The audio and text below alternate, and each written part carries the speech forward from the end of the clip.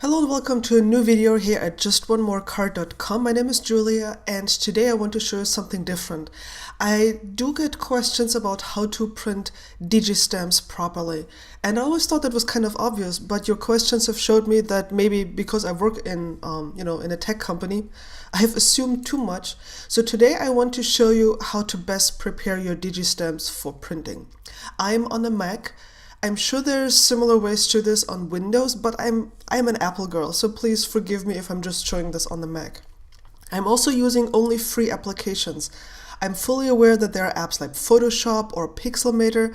I own them myself, I have a design background, but I guess most of us are not, either can't afford Photoshop, which is totally okay, or maybe don't even want to spend the time getting to know Pixelmator, which is an amazing app. If you don't have it, get it because it's just fantastic.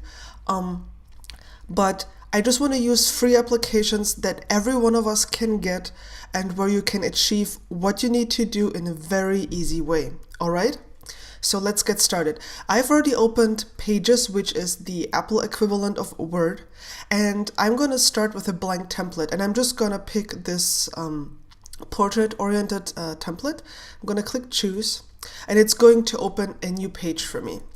Right now it doesn't look very exciting, so what I need is I want rulers. And because I have rulers, the thing is, if I print this out on a regular sheet of paper, I usually try to print as many digi stamps as possible so I'm not wasting the paper, but at the same time I want to make sure I can cut them down and use them as the front panel of a card, so I have to make sure I have enough room.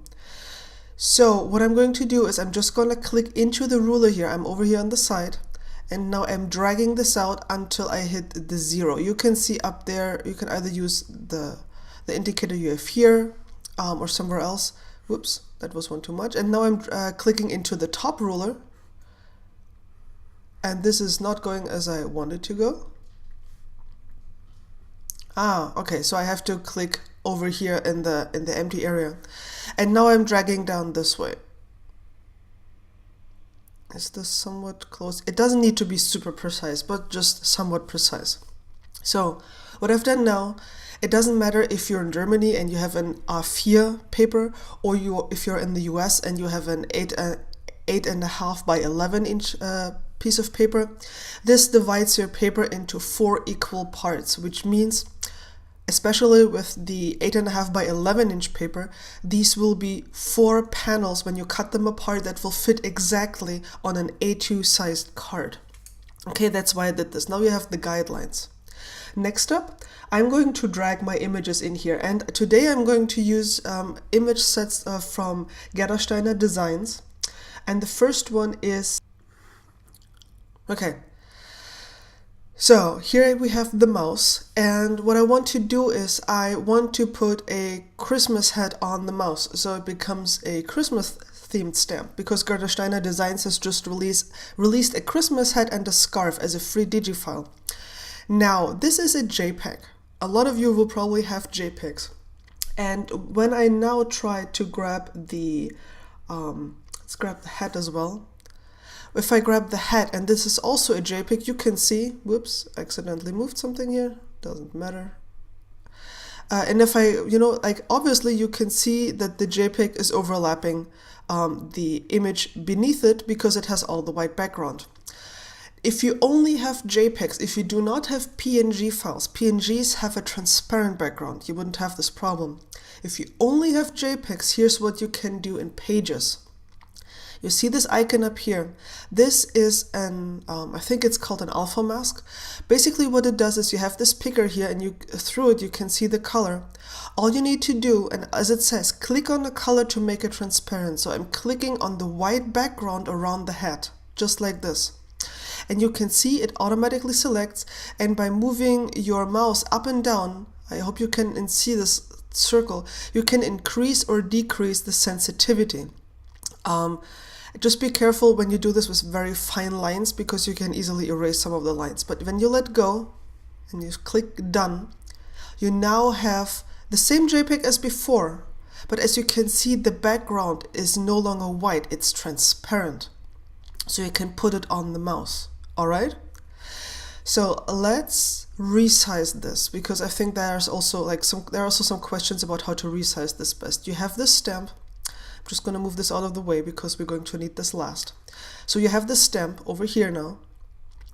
And if you would just, start resizing it, oh, this actually works. Well, actually, it seems that Pages is rather smart, because it used to be that if you started to resize it, you would either squeeze it so it would be very thin and long, or it would be very horizontal, but it wouldn't be properly resized.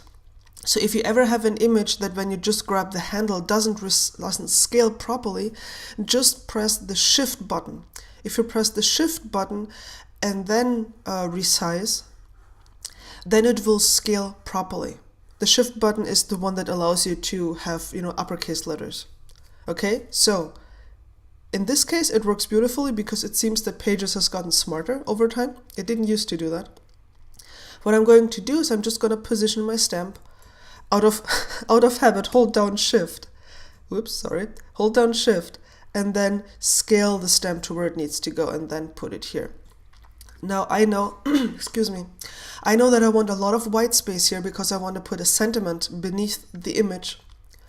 And also I want to put a shadow here, so I don't want the image to cover the entire part of the paper. So here's now my hat. I'm going to do the same thing here. Resize it about right here. And then let me see, does this work? Yeah, it does. Maybe make this a tad smaller. Like this. And you can see how easily I could give this mouse a Christmassy look. So while before it could have been a stamp that you can use all year round, now you can actually use it for a Christmas card. And I'm going to add some text. I'm clicking the text box button up here. You can see I'm gonna get a text box. I just grab it, move it underneath my image, and I'm gonna type my sentiment. It was the night before, actually before Christmas. And actually, because it looks better, I'm just gonna make this uppercase. Of course, this looks very lame, so I'm just gonna select it, go over here to my fonts, and I'm gonna pick the Jane Austen font. It's very tiny. Just gonna make this a little bit bigger, like this. And then I'm going to align the text so it's centered, like this. Can make this a little bit smaller so you can get a better feel for it. And now I have to remember that I want to put some shadow with my Copic markers underneath the chair. So I need to leave some space for that. So I'm putting this right about here. And that's it. My first image is already done. You want to see another one? Okay, let's do another one real quick. So let's grab, what am I gonna do? And by the way, both images I'm showing you today are, I'll have them colored. I have videos on how to color them as well.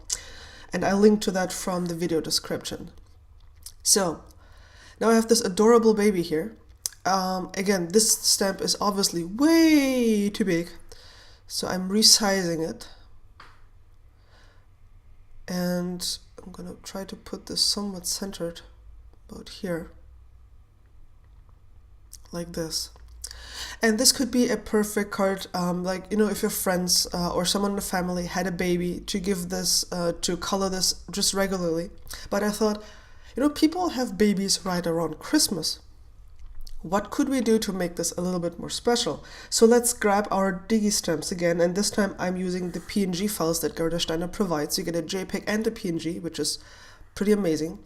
And as you can see, the head is a little bit too big for the baby, so we're going to resize it again. Just like this. You can see, it fits perfectly. And don't get confused by this. If you move this aside, you can see you have those little folds in the head. So it's not the moon, reaching into the head. That's just the way it is. And then you have to experiment. If you put it way up here, you have a lot of the baby's head. So this might actually like his head, not the hat. Sorry, German here. Peeking out, or you can move this a little bit further down to make the shape of the entire head more natural. whatever you like best. So there you have it. But then we also have a scarf image. Look at this, that's a beautiful scarf. And I was like, why not dress up the moon with the scarf? I know it's ridiculous, right? But hey, we are artists, we can do this. So, and you can see it doesn't really seem to fit, the angle is wrong. So what you can do is hold down the command key on your Mac keyboard. That's the one right next to the space bar. Hold this down, hover in the vicinity, and you can see the arrow changes. Do you can see that? This changes, and now you can rotate the image. Just like this. Okay. Right now it's still a little big, so I'm resizing it again a bit. Still a little big, but this is perfect. Actually, I want it to be a little further up here, so I still need to resize it just a bit. And I think that fits perfectly now. So now you have given the moon the scarf. It looks like the scarf is going around the moon. And you have the baby with the hat right there. And now you've gone from a card that you can use, or from an image that you can use at any time throughout the year, to a Christmas themed image. Again, if you want to add some text, click the text the text box here again. Put it down here. I'm going to center it right away because that's easier. And I just wanted to have, a funny sentiment. And here I'm going to use this font because I just like it best. And what did I forget this? Yes, I did.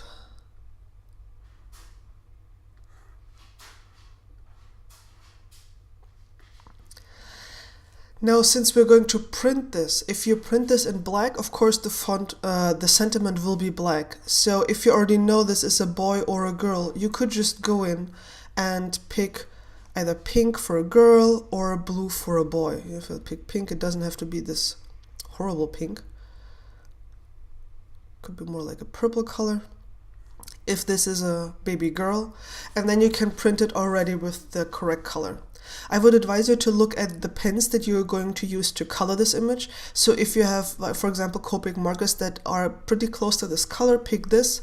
But try to pick a color before you print that is close to the markers you're going to use. So it's not going to be, like a crazy contrast of colors. I hope this has helped you, to figure out how to best position your digi stamps for printing, and then just print them out through your printer. I personally don't have a printer at home that is Copic friendly, so I always do this. You do all the work at home, and then I take the pages to work to my office, and then print it on our office printer, and then take it home and color it. So thank you so much for watching. Let me know if you like this kind of video.